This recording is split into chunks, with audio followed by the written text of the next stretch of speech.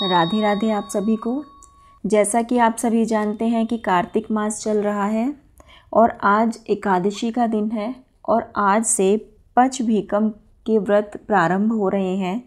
तो आज मैं इस वीडियो में पचभीकम की कहानी आप सभी के लिए लेकर आई हूँ और हम ये कहानी अब प्रारंभ करते हैं। पचभीकम की कहानी। एक साहूकार के बेटे की बहू थी। वह बहुत सुबह उठकर कार्तिक के महीने में रोज़ाना गंगा जी नहाने जाती और पराये पुरुष का मुंह नहीं देखती थी। एक राजा का लड़का जब भी रोज़ाना गंगा जी नहाने जाता और सोचता कि मैं इतनी सुबह नहाने आता हूँ तो भी मेरे से पहले कौन नहा लेता है। 5 दिन कार्तिक के रह गए। उस दिन साहूकार की बहू नहाकर जा रही थी। राजा का बेटा आ रहा था। खुड़का सुनकर वह जल्दी जल्दी जाने लगी तो उसकी माला मोचड़ी छूट गई। राजा आया और बोला, माला मोचड़ी इतनी सुंदर है तो इसे पहनने वाली कितनी सुंदर होगी। सारी नगरी में राजा ने हेलो फिरा दिया कि जिसकी यह माला मोचड़ी है वह मेरे पास 5 दिन आएगी, तब मैं उसकी माला मोचड़ी दूंगा। साहूकार के बेटे की बहू ने कहलवा दिया कि मैं 5 दिन आऊँगी, पर किसी को साख भरने के लिए बैठा देना। राजा गंगा जी पर आसन बिछाकर बैठ गया और एक तोते को पिंजरे में टांग कर रख दिया।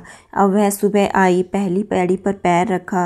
वह बोली कि हे मेरे कार्तिक ठाकुर, राय दामोदर, पांचू पांडु, छठो नारायण, भीष्म राजा, उस पापी को नींद आ जाए। मैं सत की हूँ तो मेरा सत रखना।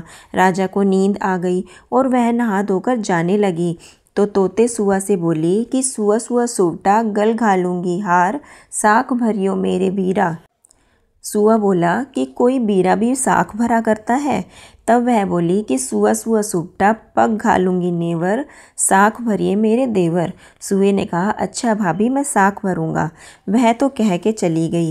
राजा हड़बड़ा कर उठा। सुआ से पूछा कि सुआ सुआ वह आई थी क्या, कैसी थी? सुआ बोला, आभा कैसी बिजली, होली कैसी झल, केला कैसी कामनी, गुलाब कैसा रंग। राजा ने सोचा कि कल मैं अपनी उंगली चीर कर बैठ जाऊंगा तो नींद नहीं आएगी। दूसरे दिन उंगली चीर कर बैठ गया। वह आई, उसने वैसे ही प्रार्थना की, बस उसको नींद आ गई। नहाकर जाने लगी तो सुआ ने साख भरा दी। राजा ने उठते ही फिर सुआ से पूछा तो सुआ ने पहले के जैसा ही जवाब दिया। उसने सोचा कल तो आँख में मिर्च डालकर बैठ जाऊंगा। तीसरे दिन आँख में मिर्च डालकर बैठ गया। सारी रात हाय हाय करता रहा, पर जब वह आई उसने वैसे ही प्रार्थना की तो राजा को नींद आ गई। नहाकर सुआ से साख भरा के चली गई। राजा ने सोचा कि कल तो मैं कांटों की सेज बिछाकर बैठूंगा। चौथे दिन वह कांटों की सेज पर बैठकर हाय हाय करता रहा, पर जब वह आई तो उसको फिर नींद आ गई। वह प्रार्थना करके नहाकर सुआ से साख भराकर चली गई। 5वें दिन राजा आग जलाकर उसकी राख पर बैठ गया। वह उस दिन भी प्रार्थना करती रही कि आज भी मेरा सत रख दियो।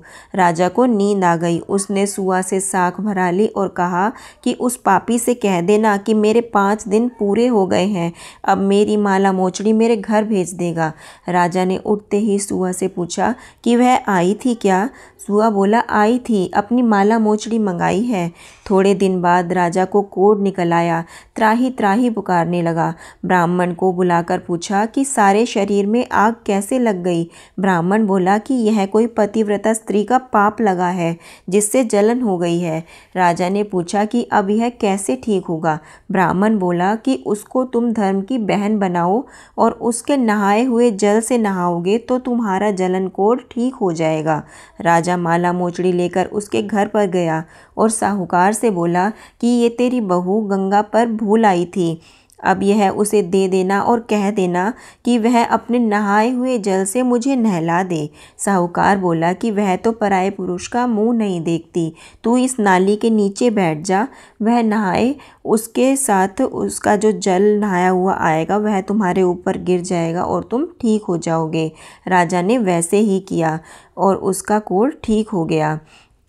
हे पचभीकु देवता, जैसा साहूकार की बहू का सत रखा वैसा सब किसी का रखना। बोलो पचभीकु देवता की जय।